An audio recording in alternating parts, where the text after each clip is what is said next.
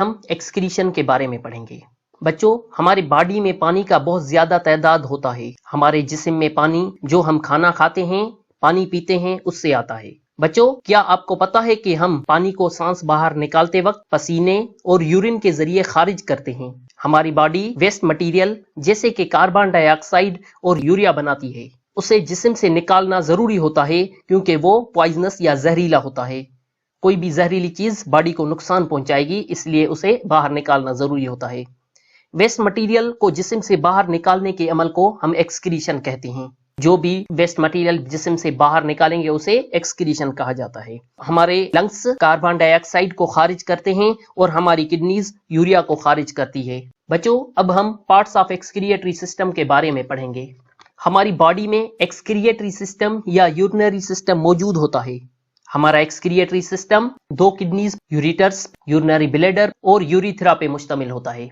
سب سے پہلے ہم کڈنی کے بارے میں پڑھیں گے۔ ہماری کڈنیز بین شیپڈ اسٹرکچر کی ہوتی ہیں۔ ہماری کڈنیز کا کام ہوتا ہے ویسٹ مٹیریل جیسے کہ nitrogenous waste material, urine, extra salt کو بلڈ سے خارج کرواتی ہیں۔ یہ یوریٹرس ہیں۔ یوریٹرس کا کام ہوتا ہے جو ویسٹ سبسٹنس یورین ہے اسے کڈنی سے لے کے بلیڈر تک پہنچانا۔ یہ آپ بلیڈر دیکھ رہے ہیں۔ بلیڈر کا کام ہوتا ہے یورین کو باڈی سے نکلنے سے پہلے کچھ ٹائم تک اسٹور کرنا۔ یہ یوریتھرا ہے، اس کا کام ہوتا ہے یوریتھرا یورینری بلیڈر سے یورین لے کے باڈی سے باہر بھیجنا، باڈی سے خارج کروانا۔ بچوں، اب ہم پڑھیں گے ہماری کڈنیز کام کیسے کرتی ہیں۔ ہماری کڈنیز کے آؤٹر پارٹس کو کارٹیکس کہا جاتا ہے۔ آؤٹر پارٹس کو کارٹیکس کہا جاتا ہے۔ ہماری کڈنی 1 ملین فلٹرنگ یونٹس یعنی نیفران پہ مشتمل ہوتی ہے۔ ہر ایک نیفران کپ شیپڈ اسٹرکچر سے شروع ہوتا ہے جسے باؤمین کیپسول کہا جاتا ہے، اور دوسرا رینال ٹیوبیول۔ باؤمین کیپسول بنچ آف کیپیلریز پہ مشتمل ہوتا ہے جسے گلومیرولس کہا جاتا ہے۔ ہمارے نیفران 2 سٹیپس میں کام کرتے ہیں۔ گلومیرولس جو ہوتا ہے وہ بلڈ کو فلٹر کرتا ہے۔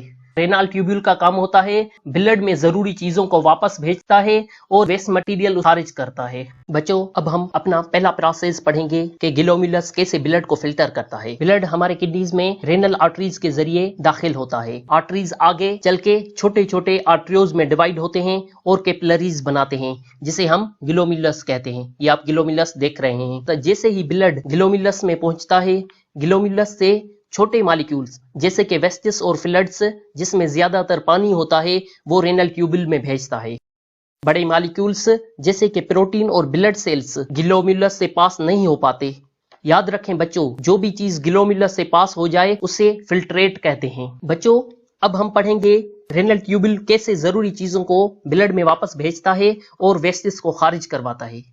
بچوں، جیسے ہی فلٹر کیا ہوا فلڈ رینل ٹیوبیول میں موو کرتا ہے، یہ آپ رینل ٹیوبیول دیکھ رہے ہیں، میں موو کرتا ہے اور کلیکٹنگ ڈکٹ کی طرف جاتا ہے، تو بلڈ میں کام والی چیزیں جیسے کہ نیوٹرینٹس، پانی اور منرلز جن کو باڈی کی ضرورت ہوتی ہے وہ ری ایبزارب ہو جاتی ہیں، اور بچا ہوا فلڈ جو بھی ہوتا ہے وہ یورین پہ مشتمل ہوتا ہے، اور وہ یوریٹرس کے ذریعے بلیڈر میں جاتا ہے۔